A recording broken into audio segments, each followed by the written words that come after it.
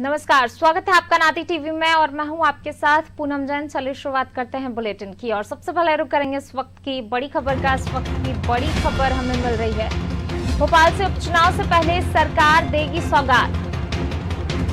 तो उपचुनाव से पहले सरकार सौगात देने वाली है। उपचुनाव वाले क्षेत्रों में सीएम और सिंधिया का दौरा। आज दिमनी, अंबा, मैगांव का दौरा करने वाले हैं सीएम शिवराज और ज्योतिरादित्य सिंधिया। दिमनी में 71 करोड़ के कार्यों का भूमि पूजन करेंगे। तो वहीं 22 करोड़ के कार्यों का लोकार्पण भी होगा।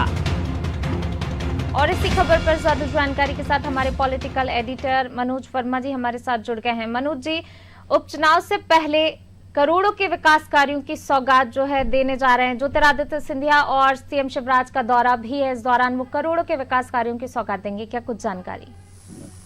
देखिए, पहले पूनम ये दौरा कल होने वाला था, लेकिन भाजपा के राष्ट्रीय संगठन मंत्री बीएल संतोष भोपाल पहुंचे थे, मंत्रियों से फीडबैक लिया, मुख्यमंत्री से बातचीत की। इसी कारण ये दौरा आज किया जा रहा है। 2 दिन का ये दौरे रहेंगे। सिंधिया और शिवराज के दोनों तूफानी दौरा एक तरह से करेंगे और सौगातों के साथ साथ लोकार्पण भी करेंगे। वो खास तौर से उन क्षेत्रों पर फोकस है जहां पर उपचुनाव होना है। जैसे आज हम देखें कि दिमनी, अंबा, मैगांव तीनों जगह वो लोकार्पण करेंगे, शिलान्यास करेंगे, मैगांव भी जाएंगे और इसके साथ ही वहां पे चुनावी सभाओं को भी संबोधित करेंगे।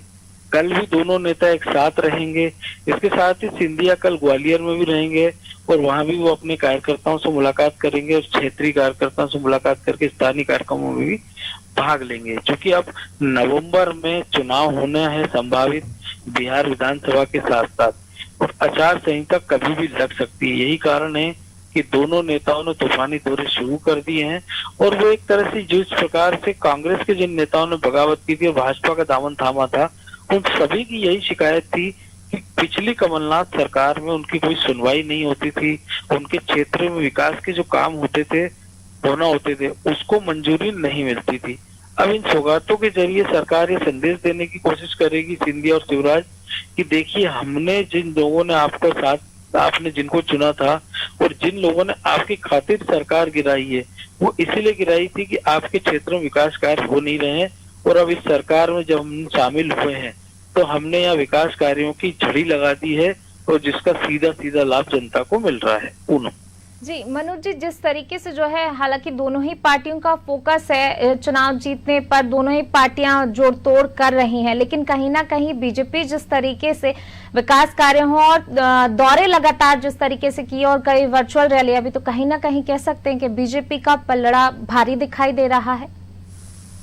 जी हाँ पूनम, देखिए, लगातार बीजेपी की बात करें तो मुख्यमंत्री शिवराज सिंह चौहान वर्चुअल रैलियों के माध्यम से जनता के संपर्क में रहे। इसके साथ ही सौगात देने में वो समाज के विभिन्न तबकों से वो लगातार टच में रहे। कल ही हमने देखा कि जो प्रधानमंत्री ने स्ट्रीट वेंडर योजना की शुरुआत की, स्वनिधि, उसमें देश भर में मध्य प्रदेश सबसे अव्वल 1.5 लाख से ज्यादा लोगों को इसमें शामिल किया गया है और प्रधानमंत्री ने भी उन्हीं क्षेत्रों के लोगों को चुना। जैसे हमने देखा ग्वालियर की, उन्होंने टिक्की वाले से बात की, सांवेर में झाड़ू वाले से बात की, इसी तरह सांची में बात की। तो ये वो क्षेत्र थे जहाँ पे उपचुनाव होना है।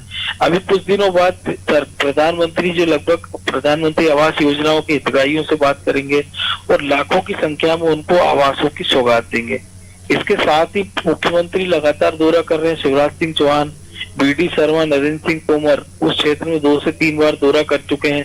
तो पूरी सरकार और संगठन चुनावी मोड में है। कांग्रेस की बात करें तो कांग्रेस की ओर से पहले ही कहा गया था कि जुलाई में जो 16 क्षेत्र है जो ग्वालियर चंबल के जहाँ उपचुनाव होना है, वहां पर कांग्रेस के सेकंड लाइन के जो लीडर हैं वो जाएंगे, विधानसभा क्षेत्रों का दौरा करेंगे।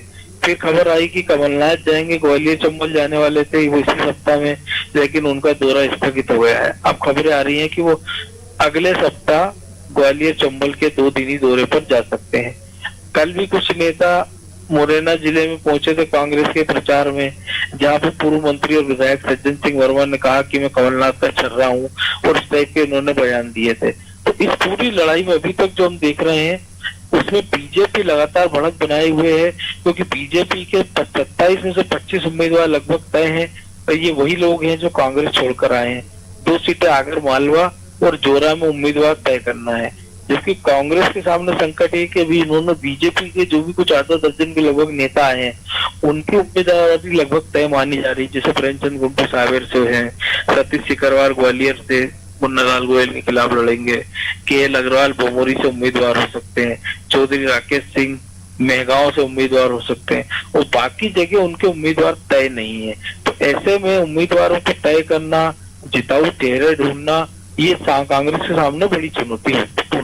जी मनोज जी, आप बने रहिए हमारे साथ, मैं लौटूंगी आपके पास। तो बिल्कुल जहां बीजेपी एक तरफ मजबूत स्थिति में दिखाई दे रही है, कांग्रेस के सामने एक बड़ी चुनौती है। हालांकि दोनों ही पार्टियां अपना दमखम जरूर दिखा रही हैं, लेकिन कहीं ना कहीं कह सकते हैं कि बीजेपी की स्थिति अभी मजबूत है।